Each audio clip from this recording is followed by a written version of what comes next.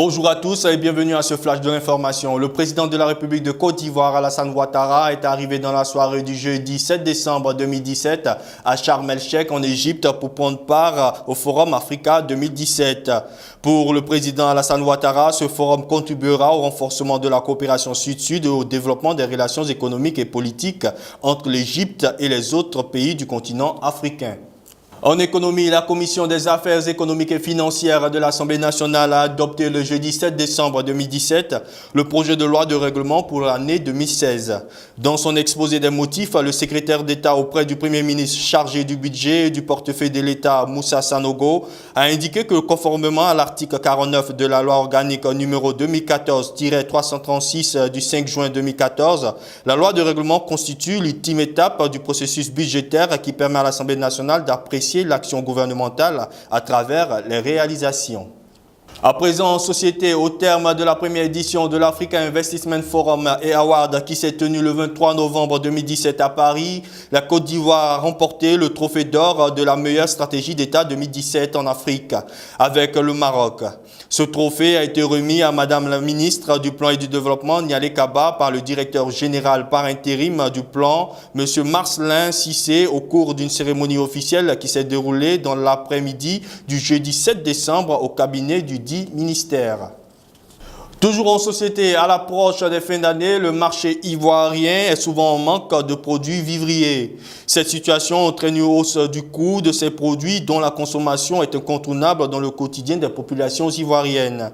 Pour s'assurer de leur disponibilité et surtout de leur coût, le ministre du Commerce, de l'Artisanat et de la Promotion des PME, Souleymane Diarra-Souba, s'est rendu le jeudi 7 décembre 2017 au marché Gouro d'Adjamé.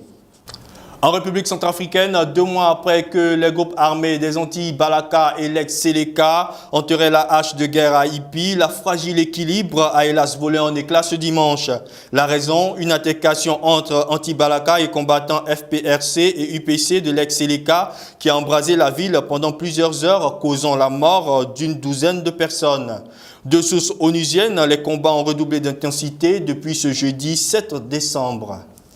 Dans le Proche-Orient, journée à haut risque dans la ville de Jérusalem et dans les territoires occupés ce vendredi 9 décembre. En réaction à la reconnaissance américaine de la ville de Jérusalem comme capitale d'Israël, les factions palestiniennes ont appelé à des manifestations. Le Hamas demande même une nouvelle intifada. En réaction, la police israélienne s'est déployée en nombre et en ce jour de prière autour de la vieille ville de Jérusalem. À cet effet, le Conseil de sécurité de l'ONU tient une réunion d'urgence ce même vendredi.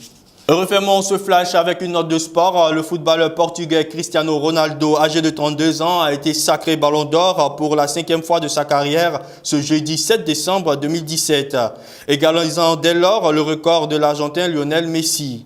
L'attaquant portugais du Real de Madrid avait déjà reçu ses titres en 2016, 2014, 2013 et 2008.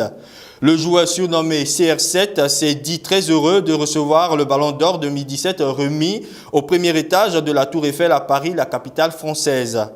Record après record, l'ailier rapide puissant d'1,85 m de 80 kg, habile des 2 pieds comme de la tête, est devenu le meilleur buteur absolu de l'histoire du Real de Madrid, de la Ligue des Champions et de la sélection portugaise. Merci de votre attention et bonne suite de programme sur La Voix Sainte Télévision. Que Dieu vous bénisse.